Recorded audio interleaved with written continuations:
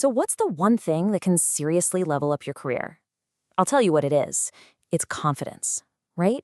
It's that feeling that lets you walk into a room and own it, pitch your best ideas, and really tackle the challenges that help you grow. In this explainer, we are going to break down the blueprint for building that rock-solid confidence from the inside out.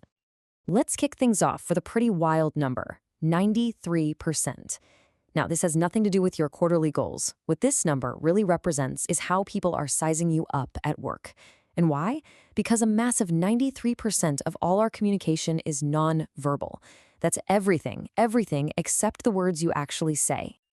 And that's exactly why confidence is so much more than just having all the right answers. It's all about the signals you're sending without even speaking.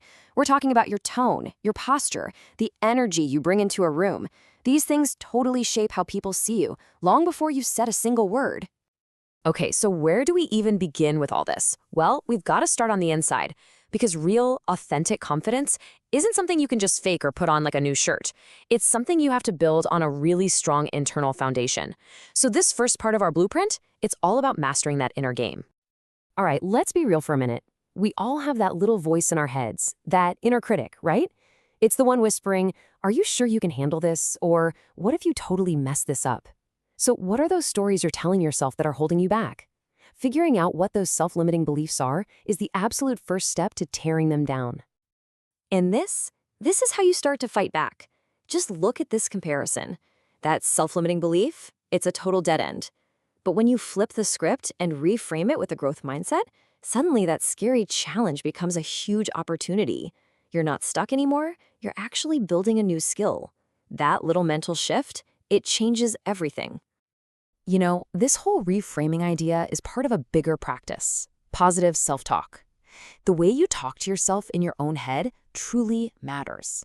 Think of it like a habit. The more you practice it, the stronger it gets. By making a conscious choice to replace that inner critic with more of an inner coach, you start laying a foundation of self-belief that just makes you more confident over time. Okay, so once we've started working on our inner game, it's time to take all that internal work and turn it into real-world action. This next section is all about learning to communicate with conviction, about turning that self-belief into actual, tangible results. You know what builds confidence? Proof. Having proof that we're capable.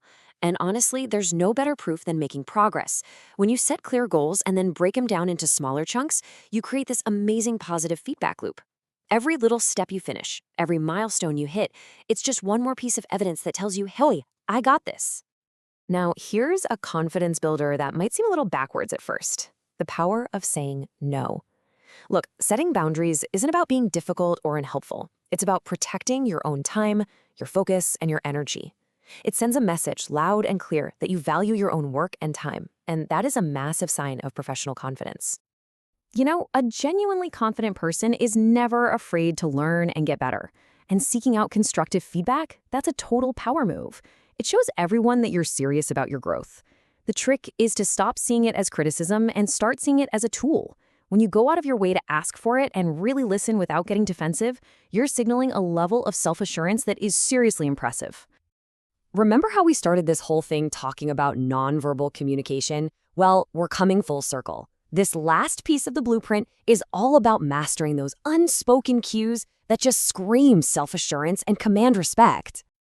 So your presence really boils down to three main pillars. First, you've got your body language. That's the story you tell before you even talk. Second is your tone of voice. That's like the music playing behind your words. And finally, there's presence itself, that hard to define but super powerful energy that makes people stop what they're doing and really listen to you.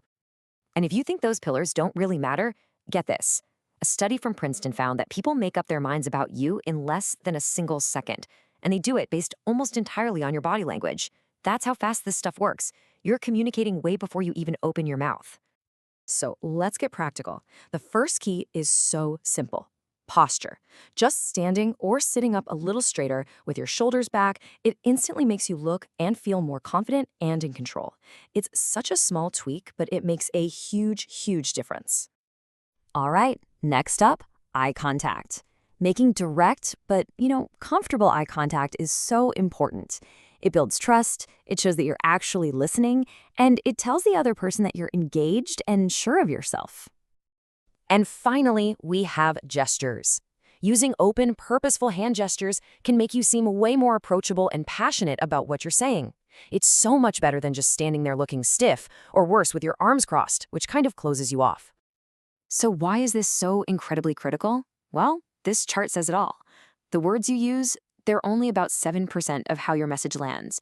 Your tone of voice, that's 38%. And your body language, a whopping 55%. The takeaway here is crystal clear. How you say something is way, way more important than what you actually say. All right, as we start to wrap things up here, I want to leave you with one last important thought. Building confidence is not like flipping a switch. It's a process. It's about practice and messing up and reflecting and growing. It's a skill you build and sharpen over your entire career.